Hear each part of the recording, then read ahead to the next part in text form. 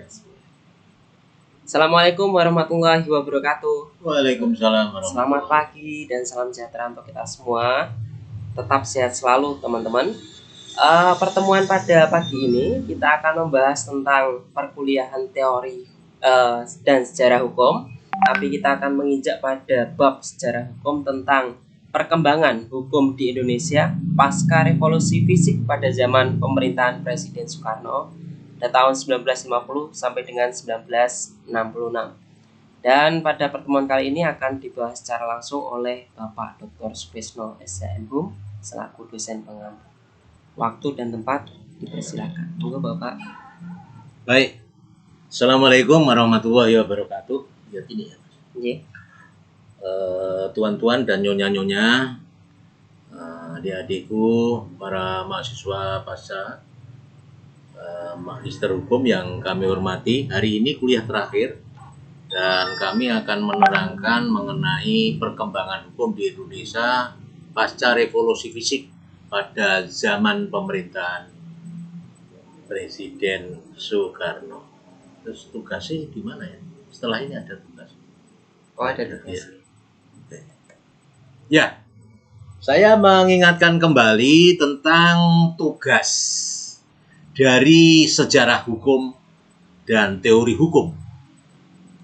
Bahwa tugas saudara, tuan-tuan dan nyonya-nyonya, hanya menjawab soal yang ada di dalam buku sejarah.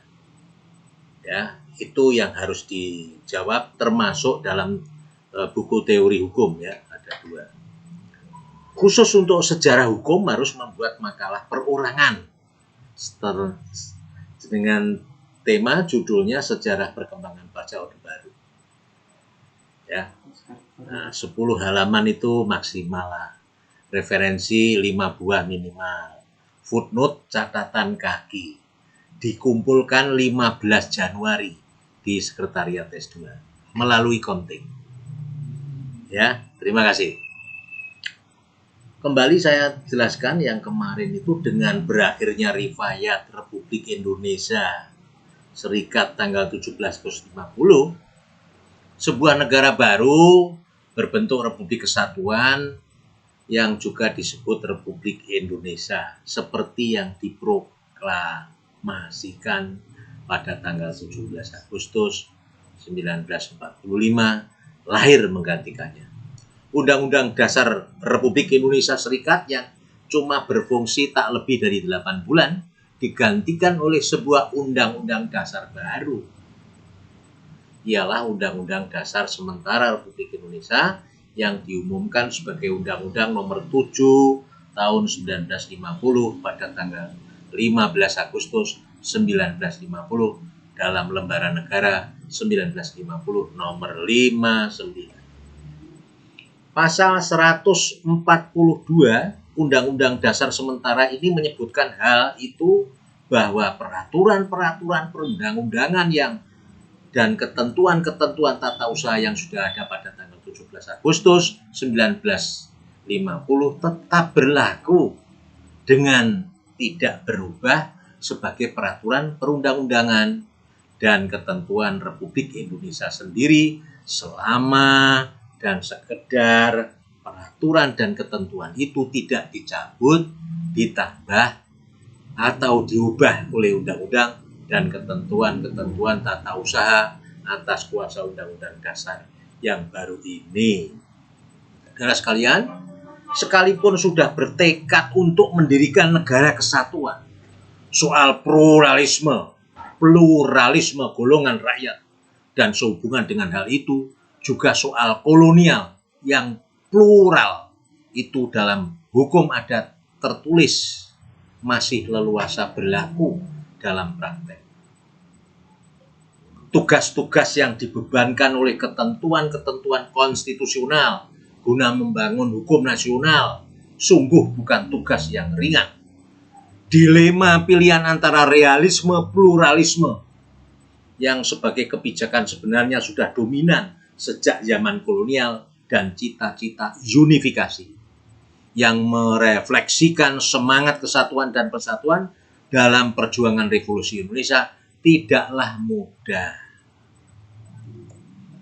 Oleh karena itu, perkembangan yang terjadi dalam periode ini dapatlah dibedakan dalam dua subperiode. Subperiode 1950-1966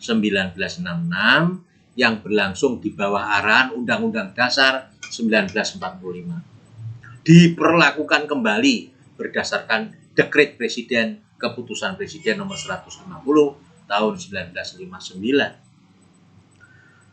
bertanggal 5 Juli tahun 1959. Subperiode sebelum Dekret Presiden boleh dibilang merupakan subperiode yang penuh pertimbangan, keraguan, dan perdebatan tak kunjung berkeputusan dalam suasana demokrasi parlemen. Sedangkan subperiode sesudah Dekret Presiden adalah subperiode yang boleh dibilang merupakan subperiode yang telah disemangati oleh tekad dan kebijakan yang pasti dalam suasana demokrasi. Saudara sekalian, pembangunan hukum pada subperiode 1950-1959, masalah yang dihadapi waktu itu parlemen periode 50-59 memang berat sebab pluralisme masyarakat yang terrefleksi dalam wujud pluralisme aliran politik serta pluralisme paham dan pandangan di dalam parlemen Indonesia dari masa itu telah menyebabkan parlemen tidak dapat bekerja dengan efektif untuk menyelesaikan tugas-tugasnya. Juga dalam tugas-tugas pembuatan undang-undang dasar sementara, para penanggung jawab pembangunan hukum di Indonesia pada tahun 1950-an memang merasa dihadapkan kepada permasalahan rumit. Bagaimana menciptakan suatu sistem hukum untuk suatu bangsa yang telah bernegara, merdeka dengan semangat yang besar untuk mempertahankan dan mempertahankan kesatuan, persatuan. Namun dalam realitasnya terpilah-pilah dalam hal ihwal kesukuan, kebudayaan, dan keagamaan. Yang tentulah juga terpilah-pilah dalam hal kebutuhan hukumnya. Kalau saudara nanti membaca buku sejarah hukum agak sulit karena buku itu berbentuk terjemahan. Jadi apa yang saya bacakan ini adalah terjemahan dari bahasa Belanda ke Indonesia. Akan tetapi sekalipun hukum yang semasa kekuasaan kolonial untuk golongan Eropa dan sebagian juga untuk golongan Cina, ini tetap diteruskan berlakunya melalui berbagai aturan peralihan, memberlakukan hukum barat untuk orang-orang Indonesia asli yang dahulu disebut golongan rakyat pribumi itu amat tidak disukai. Maka di tengah-tengah suasana Indonesia merdeka di mana nasionalis dan semangat revolusi sedang tinggi-tingginya menerapkan hukum barat untuk memenuhi kebutuhan hukum orang Indonesia asli yang sebenarnya merupakan juga langkah yang segera untuk melaksanakan unifikasi sangatlah tidak bijaksana. Ini jawaban soal nomor 1. Ya, ini sudah bagi yang sudah kuliah tahu jawaban itu. Yang tinta merah ini. Perkembangan dan pembangunan hukum di Indonesia sejak awal mula memang amat dipengaruhi oleh sikap ambivalens para ahli hukum nasionalis yang sejak masa sebelum perang sangat terikat komitmen untuk mengukui dan mendahulukan hukum adat. Tetapi kenyataannya, di dalam kenyataan hukum pada zaman itu selalu masih diwarnai oleh hukum-hukum kolonial yang sampai sekarang kita mengenal. KUA Perdata itu ya BW Burgerrecht itu ya dari Belanda, WVK, Wetboek van Koophandel itu ya juga dari hukum dagang itu ya dari Belanda, WVS, Wetboek van Staatsrecht itu ya KUA pidana dari hukum Belanda. Jadi satu sisi hukum kepingin memperlakukan masyarakat, kepingin melakukan hukum adat, satu sisi tetap mempertahankan. Nah, kenapa? Ini ada pertanyaan kenapa? Bagaimana posisi hukum adat pada saat itu? Hukum adat telah ditegakkan sebagai simbol kekuatan kultural bangsa pribumi yang menghadapi desaan upaya bangsa Eropa yang ingin menggantikannya dengan sistem hukum yang dianggap lebih superior dan modern. Dan sampai batas tertentu berhasil. Kini dalam suatu situasi yang telah amat berbeda, hukum adat mulai dipertanyakan. Adakah hukum ini berfungsi sebagai asas kemajuan ataukah justru sebagai penghambatnya? Hukum adat itu misalnya mari kita bergotong royong, tapi bentuk gotong royongnya piye? Apa saja yang harus dilakukan? Ini tidak ada kejelasan. Hukum adat itu sesungguhnya hukum yang berlaku sederhana untuk memenuhi maksud modernisasi kehidupan suatu bangsa yang tengah mencoba melepaskan diri dari dominasi politik dan dominasi budaya bangsa asing, dan bukan pertama-tama harus diapresiasi secara pragmatis dalam hal kemampuannya dan kegunaannya. Ini jawaban nomor 2.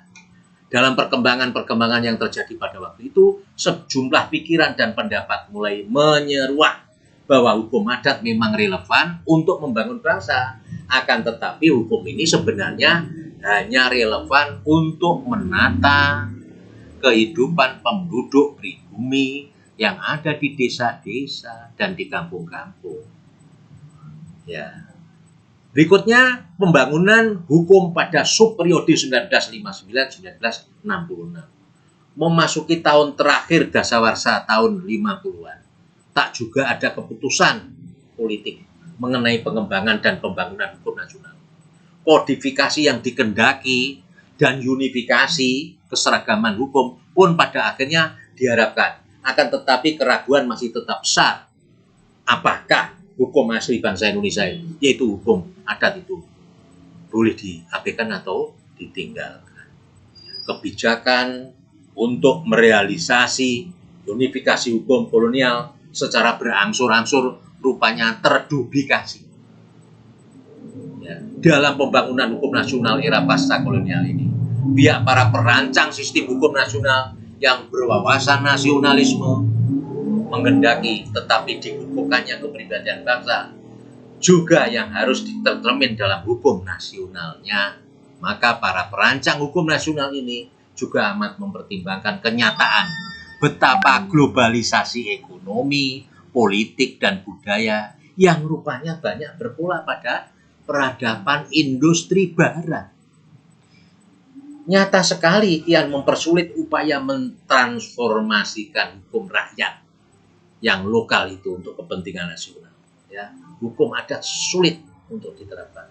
Konflik baru yang meletus dengan Belanda pada akhir dasawarsa dalam pengembangan Irian Barat ke pengakuan Republik Indonesia cenderung memperkuat kembali desakan-desakan sentrifugal kekuatan politik di Indonesia untuk segera membebaskan diri dari pengaruh kolonialisme, termasuk upaya untuk membebaskan diri dari pengaruh ide-ide yang tersembunyi di dalam sistem hukumnya. Bersamaan dan berkaitan dengan perkara sengketa Irian Barat, nasionalisasi perusahaan Belanda telah menambah urgensi para pakar untuk memikirkan apakah hukum perdata dan hukum dagang Barat bisa segera dicampakkan dan digantikan saja dengan hukum adat untuk mengefektifkan perusahaan Belanda yang telah dinasionalisasi itu. Sulit kenyataannya, ya.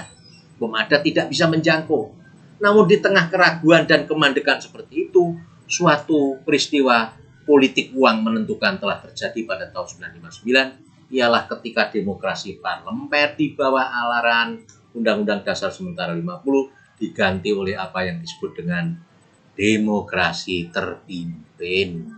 Dapat dimengerti bahwasanya dalam suasana seperti itu, tekanan dan desakan untuk kembali kepribadian bangsa dan untuk lebih memilih lembaga dan adat tata cara asli akan lebih memperoleh sokongan angin burian yang kuat daripada rencana untuk mendayagunakan lembaga dan hukum asing untuk menata kehidupan nasional.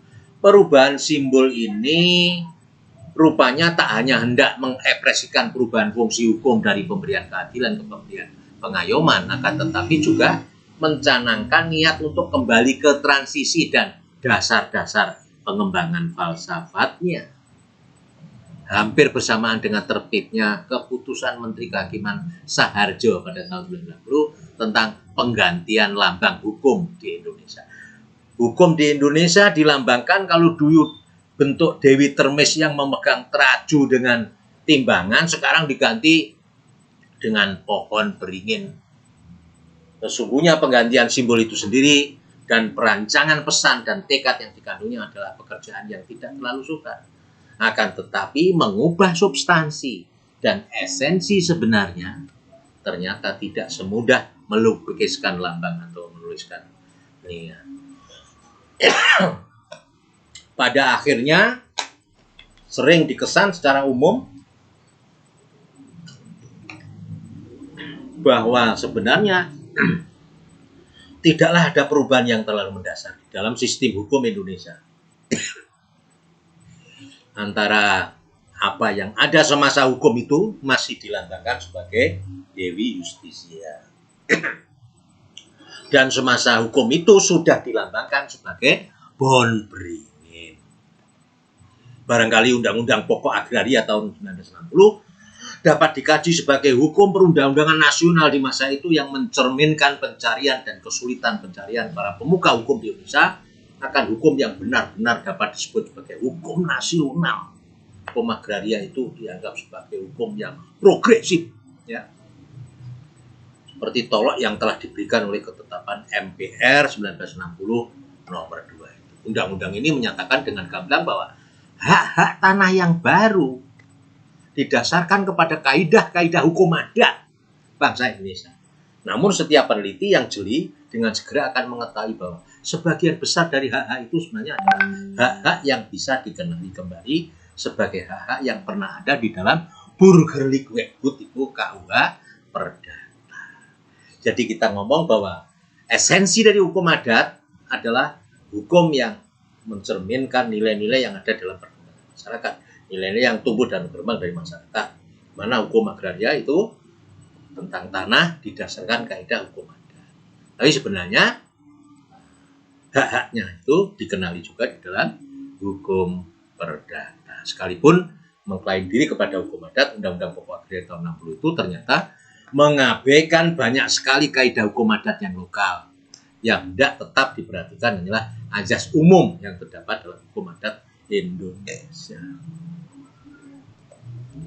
Pada tahun pertama bekerjanya Lembaga Hukum Nasional telah selesai menetapkan sebuah naskah kerja mengenai pokok-pokok dan azas-azas tertib hukum nasional. Menurut kebijakan yang dituangkan di dalam naskah itu, hukum nasional akan diunsurkan nilai kegotong royongan dan akan berfungsi sebagai pengayoman masyarakat. Adapun juga cita-cita, statement, dan retorika politiknya sesungguhnya nyata dalam kenyataan bahwa di balik semua ungkapan tentang pembaruan hukum dan reformasi tatanan itu pada dasarnya ide-ide tentang hukum nasional yang dicetuskan oleh para pakar di lingkungan lembaga dan di kalangan ahli hukum masih juga sulit melepaskan diri dari konsep dasar pemikiran hukum kolonial. Pemikiran yang mampu membuat terobosan lateral seperti misalnya hendak lebih mementingkan sikap kontingensi setiap hukum yang tengah berfungsi in concreto, yang akan lebih mendahulukan azas kemanfaatan rechtsdoelmatigheid daripada azas kepastian hukum rechtszekerheid tidaklah kunjung datang. Upaya baru untuk membuat terobosan azas kontingensi ini atas petunjuk yang sesungguhnya bukan hanya pernah akan tetapi sering terpakai di dalam sistem penyelesaian perkara menurut hukum adat. Sebuah pemikiran atau pendekatan yang mencoba menggoyah dan menggoyah pola pikir yuridis yang telah terlanjur mapan terstruktur selama ini terjadi pada tahun 1961, setahun setelah diaktifkannya kembali Lembaga Pembinaan Hukum Nasional oleh Presiden Soekarno waktu itu, suatu lembaga yang hanya cepat dalam mengutarakan pernyataan niat, akan tetapi tetap kurang tegas dalam mengayunkan langkahnya. Cara berpikir yuridik dogmatik yang condong begitu konservatif sampai beliau mengutip pernyataan Willem Liebknecht bahwa orang memang tak akan bisa mengajak ahli hukum mencetuskan dan menyelesaikan revolusi di hadapan sidang pleno Kongres Persatuan Sarjana Hukum Indonesia pada tahun 1961. Presiden Soekarno melantangkan lagi sindiran Liebknecht itu secara terbuka. suasana yang sudah dimulai syarat dengan pertimbangan ideologik daripada dengan pertimbangan juridik. Supomo pemeran utama pembangunan hukum Indonesia sejak masa pendudukan Jepang sampai ke akhir riwayat demokrasi parlementer dan selalu terlibat dalam perancangan semua undang-undang dasar yang pernah dikenal di Indonesia telah meninggal dunia pada tahun 1958. Akan tetapi tak urung masih tokoh-tokoh tua Angkatan Perang Dunia Kedua juga rupanya yang harus mencoba mendukung dan mengimplementasi ide dan teori hukum revolusioner lemparan Presiden Soekarno itu. Mereka ini adalah Menteri Kehakiman Saharjo dan Menteri Ketua Mahkamah Agung Wiryono Projodipuro. Pada saat bersamaan menjabat Ketua Lembaga Pembinaan Nasional. Dalam sebuah ceramah yang diselenggarakan tahun 1962, Lembaga Pembinaan Nasional menyarankan agar maksud 2, pasal 2, semua ketentuan pasal ini ditafsir sebagai pembenaran tetap berlakunya peraturan perundangan dan ketentuan tata usaha kemerdekaan sampai nanti pada saatnya, kecuali dicabut dengan peraturan atau ketentuan yang baru.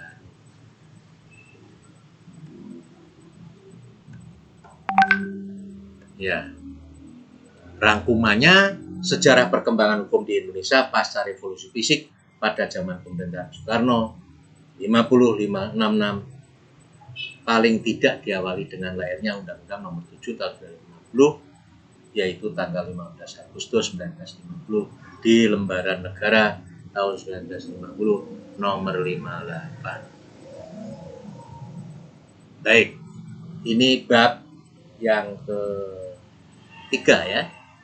Dan kita mau lanjutkan bab yang terakhir. Oh, baik.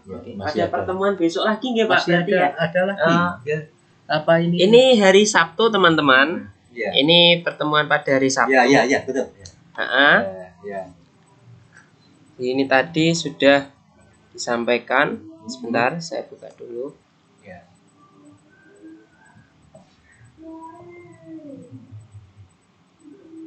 Oke. Ya. Terima kasih teman-teman. Ini tadi sudah disampaikan oleh Pak Sukresno untuk materi sejarah hukum pada hari Jumat ini. Jadi kita besok hari Sabtu akan lanjut lagi untuk di bab selanjutnya. Begitu nggih? Ya. Sekian, terima kasih. Wassalamualaikum warahmatullahi wabarakatuh. Waalaikumsalam. Sip.